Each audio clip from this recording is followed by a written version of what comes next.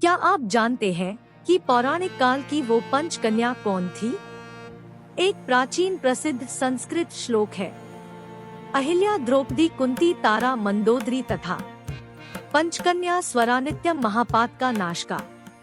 कहा जाता है कि देवी अहिल्या, द्रौपदी, कुंती, तारा और मंदोदरी इन 5 अक्षत कुमारियों का स्मरण बड़े से बड़े पापों को भी नष्ट कर देता है।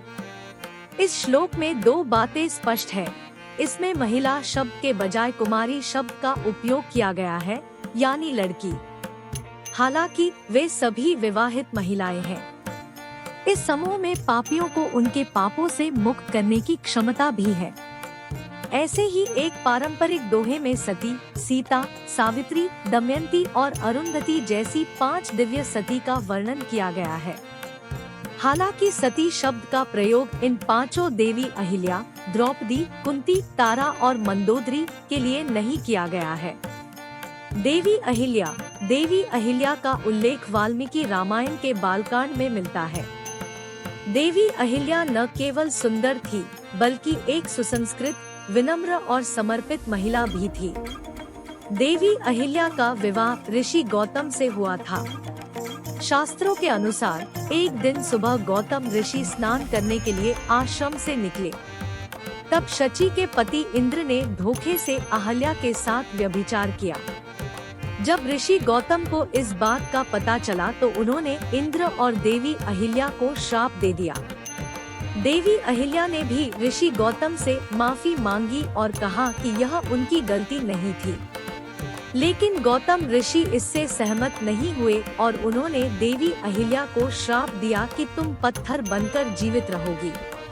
त्रेतायुग में जब श्री विष्णु राम अवतार लेंगे तो उनके चरणों से ही तुम्हारा उद्धार होगा। इसके बाद भगवान राम ने अहिल्या का उद्धार किया। द्रौपदी, शास्त्रों के अनुसार द्रौपदी का जन्म यज्ञ से हुआ था। द्रौपदी एक सुंदर, धैर्यवान और धर्मपरायण महिला थी। द्रौपदी, ऐसा कहा जा सकता है, 5 पांडवों की पत्नी और उनके 5 पुत्रों की मां थी। इसके बावजूद द्रौपदी को सदैव कुंवारी ही माना गया। कहा जाता है कि भगवान श्री कृष्ण ने द्रौपदी को सदैव कुंवारी रहने का आशीर्वाद दिया था। कुंती ने महल में आए महात्माओं की सेवा की। एक दिन ऋषि दुर्वासा महल में आए। कुंती के आतिथ्य से ऋषि दुर्वासा प्रसन्न हुए और बोले, बेटी, मैं तुम्हारी सेवा से प्रसन्न हूँ और तुम्हें एक मंत्र देता हूँ।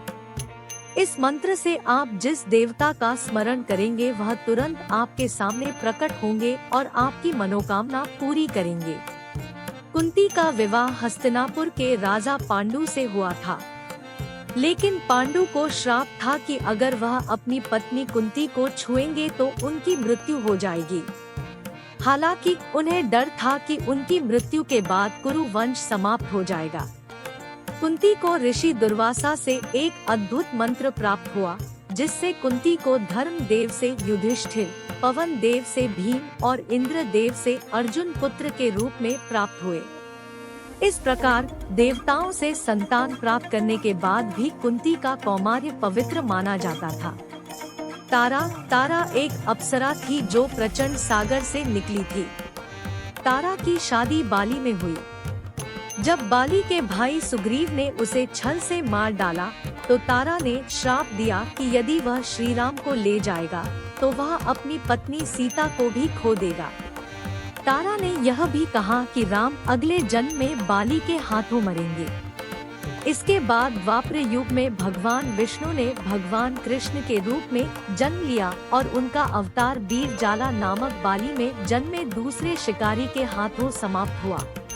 तारा भी इतनी भाग्यशाली थी कि वह जीवन भर कुंवारी रही।